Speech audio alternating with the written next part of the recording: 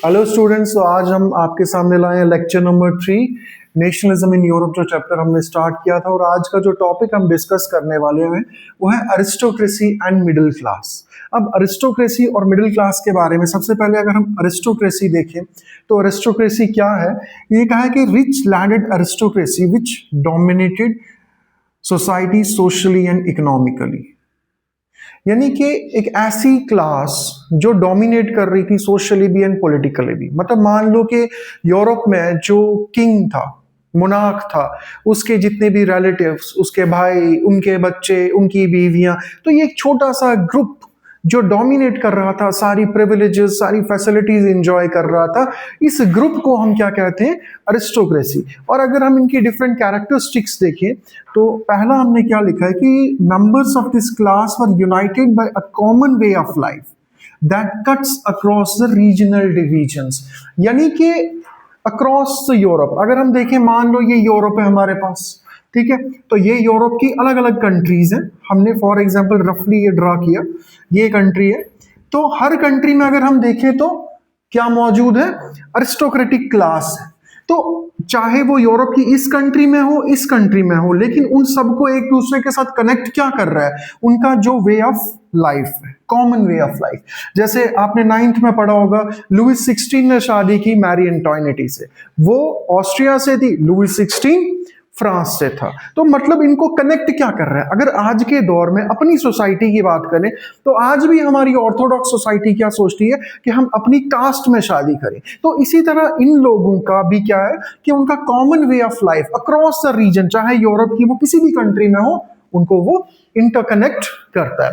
Second feature बहुत easy है, उनकी प्रॉपर्टी के रिलेटेड, कि इनकी प्रॉपर्टी कंट्री साइड में भी है और टाउन हाउसेस यानी सिटीज में भी प्रॉपर्टी ऑन करते हैं और कंट्री साइड में भी ऑन करते हैं। तीसरा फीचर क्या है? वो लैंग्वेज के रिलेटेड, कि कौन सी लैंग्वेज वो बोलते हैं? फ्रेंच। और किसके लिए? डिप्लोमेसी के लिए और हाई सोसाइटी।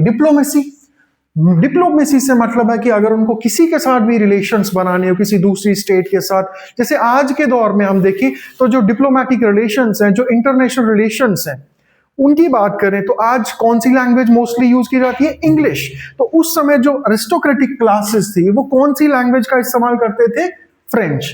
नेक्स्ट अगर हम देखें तो उनकी फैमिलीज, तो मोस्टली उनकी फैमिलीज जो थी एक दूसरे से कनेक्टेड किससे थी? मैट्रिमोनियल अलायंसेस से, मैरिज टाइज से। एक और अगर इसका फीचर देखें लास्ट का, तो अरिस्टोक्रेटिक क्लास जो थी वो क्या थी?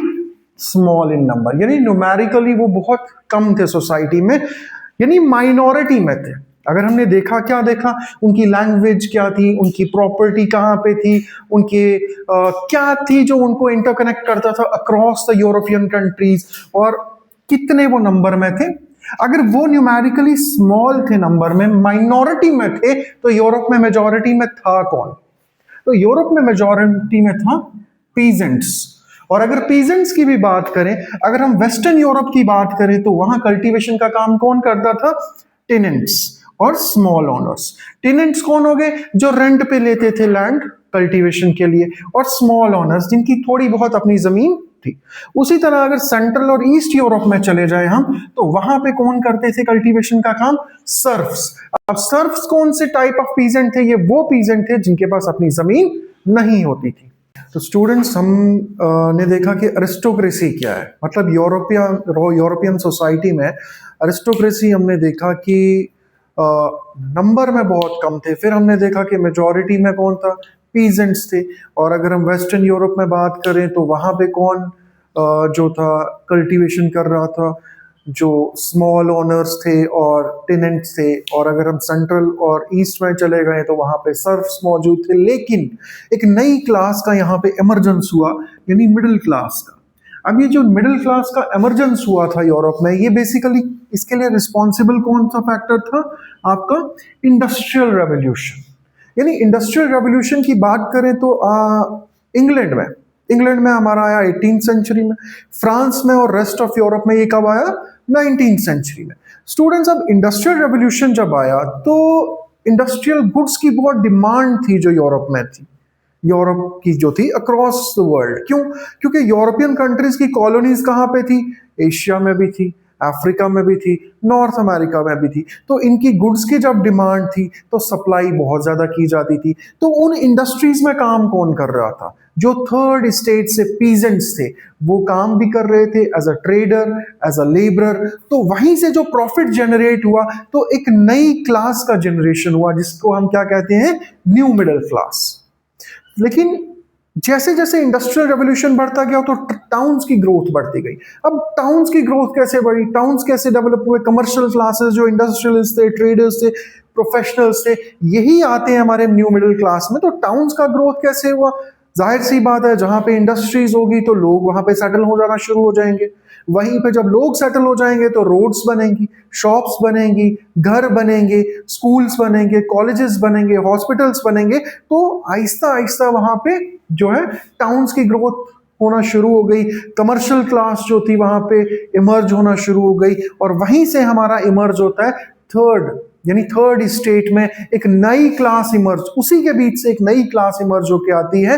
वो क्लास कौन सी थी? New middle class. तो कहीं ना कहीं रिस्पॉन्सिबल कौन था इस न्यू मिडिल क्लास के लिए फैक्टर? वो था इंडस्ट्रियल रेवोल्यूशन। और फाइनली जो सबसे इंपॉर्टेंट चीज आपको समझनी है, यही नई मिडिल क्लास, यही प्रोफेशनल्स, यही इंडस्ट्रियलिस्ट और ट्रेडर्स क्वेश्चन करने लगे किसकी अथॉरिटी पे? अरिस्टोक्रेट्स की। अरिस्टोक्रेट्स और क्लैरिक्स जो भी प्रिविलेजेस, फैसिलिटीज इंजॉय कर रहे थे, उन पे सवाल उठाना शुरू कर दिया था न्यू मिडिल क्लास ने। तो इस तरह से अरिस्टोक्रेसी क्या है, न्यू मिडिल क्लास कैसे इमर्ज हुई, ये आपको शॉर्ट में पूछ सकते हैं 2 या 3 नंबर का अरिस्टोक्रेसी पे, या आपको 1 या 2 नंबर का न्यू मिडिल क्लास पे। तो नेक्स्ट चैप्टर आपका, नेक्स्ट जो लेक्चर है वो कल तक आ जाएगा। तो कहीं से भी डाउट हो आप प्लीज कमेंट्स में बता दें।